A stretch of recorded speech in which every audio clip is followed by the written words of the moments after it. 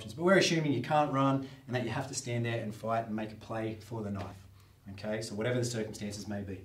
So again, our hands need to come up in some way that look defensive. We don't want to indicate to that person that we're going to make a play for the knife, but we need it to be close enough so that when we do make a play, we are more successful, or we increase our chances of success. So I'm not going to do it from here and make a lunge at the knife because, well, quite frankly, all they have to do is that to get it away from us, and you know, that's going to escalate the violence. So we don't want to do that. So our hands need to come up somewhere in the vicinity, and you need to distract them, whether it's by pulling out a wallet or something, or getting them to divert their attention in some way. Reason being is that decreases their reaction time, and it gives us that one little moment in time, that split second to make our move when they're distracted, and again increase the probability of success. So our hands need to come up in some way, you know, go to get your wallet or whatever the case may be is, and get our hands in that vicinity to be able to do something.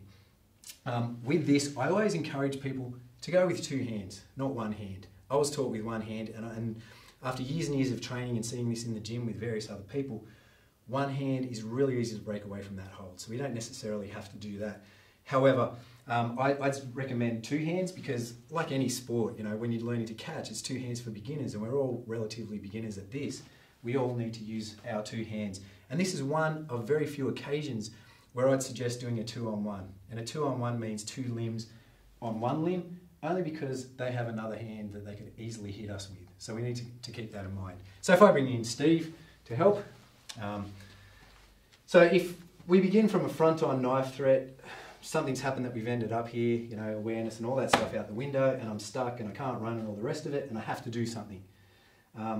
From here, my hands need to come up like I'm, you know, complying with him, and what do you want? Do you want my wallet and all that acting and kind of things, which won't be a stretch in the circumstances. You'll be really scared.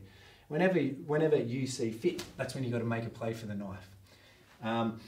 I call this the catch because, well, basically what I'm doing is catching his hand. And as I was saying before, it's 2-on-1. Because if I do the one, like if I do one thing that I was taught and I try to hold that on, I'm not going to hold it on. It's just so easy to do it. If I grab with two hands and he goes to do the same, I can hang on to it. Whether he pulls away or goes to push it into me, I'm going to have control here over the knife.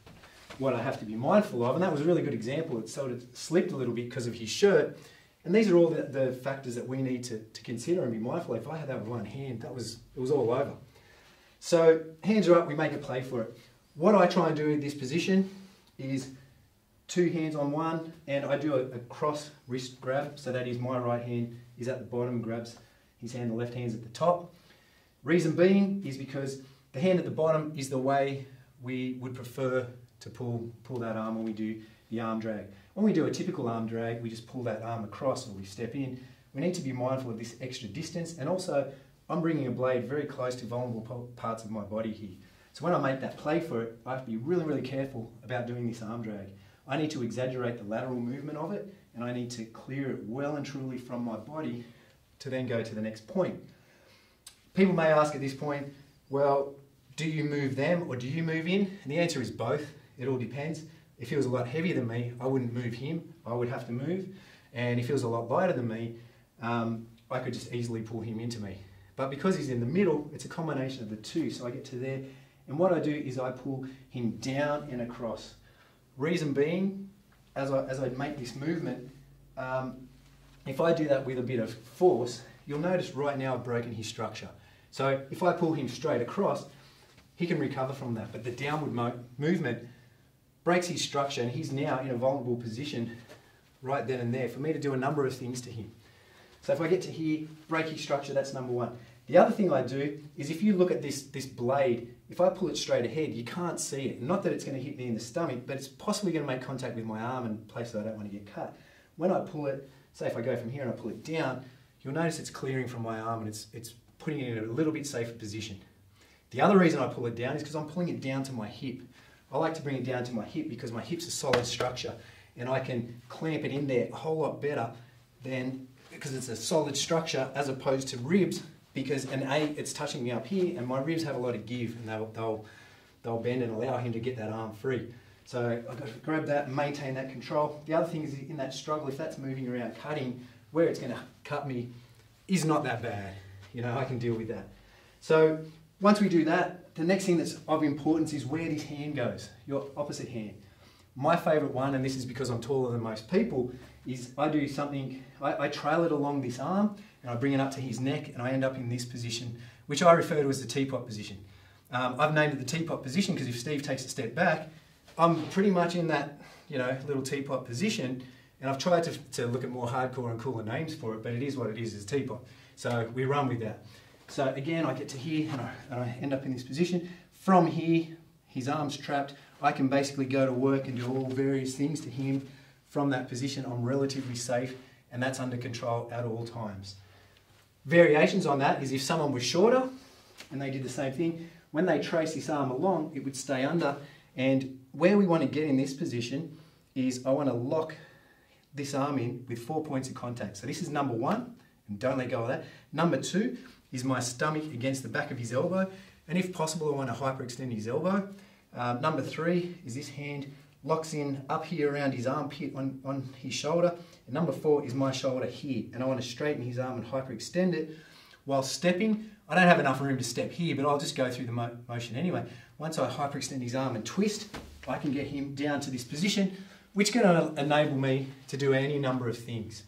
Now, most people think, oh, once it hits the ground, it's over, and you see people do moves and people end up on the ground, they think, yep, got him. Well, not at all. The fight only begins once it hits the ground. Like, that's only, you know, there's a lot more that comes into play there. So, things that could go wrong with that is I do everything right and I come up here and he happens to bend that arm and I can't straighten it and I'm sitting here, and then, you know, I'd have to be mindful that his other arm's going to come into play. So what I'd have to do is if I don't have that locked in and he starts to bend it, I can then turn it back into him. And various other things too. Once I can do that, I can push and get away, whatever the case may be. We always have to look at this.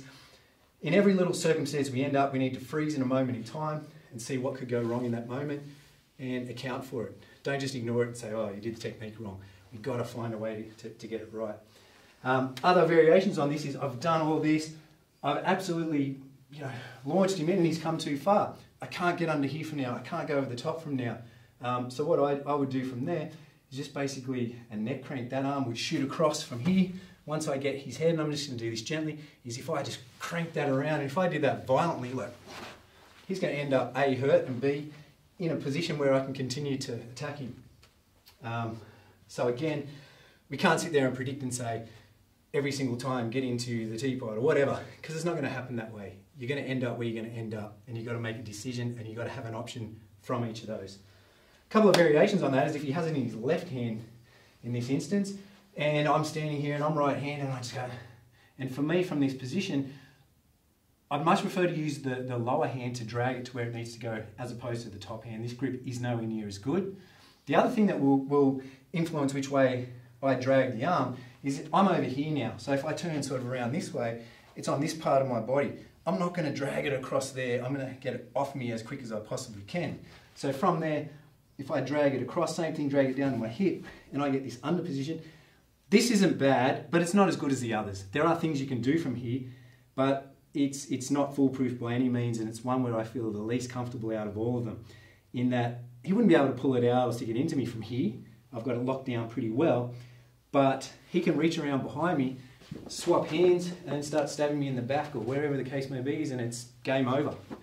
I don't want that to happen. So how I account for that is once I'm in there, is I've got to turn around, I've got to extend that arm. Once I'm in here, there's a number of things I could do. I could bite his arm. That's part of a combo. If I sit here and latch onto his arm, it's not going to end the fight. He's going to swap hands and stab me while I'm still gnawing at his arm. It's to get a reaction to do something else. The other thing I could do from here is once I'm locked in, I could knee and do various other things. If I'm able to, my arm can come across and, you know, I could knock him off balance a bit. Again, there's things that can go wrong with that too. And the last but not least, if you're good at judo or various other martial arts where they throw people and do sweeps and various other things, I could step and, you know, potentially throw him from there. But again, hits the ground, where to next? I don't just sit there and go, oh, it's all over from there. Not my preferred. We can also go from there if we have the time and the ability for that reverse teapot. So as it's coming up, it's almost like a bang, an incidental strike, and then from there I can bring my hand around and, you know, if I can break his structure and do a whole variety of other things from there. So there's options amongst options. And with this, right now you're probably looking at it going, wow, that's very complex, but it's not. If someone's done any kind of combat sports where it's physical, you know, be it judo or wrestling or Muay Thai where you're in a clinch, anything where you're doing clinch work, basically the whole premise is grab hold of that knife, control it, put it in a position where it's safe, and come what may. So see what happens and do what you need to do under the circumstance and improvise. There's no set ways. There's so many variables that can be added to this. Like I was saying, when we train this, we can add layers to it. You know, we can add a friend standing there. He's got a friend standing there, so I have to then position his body and do various other things.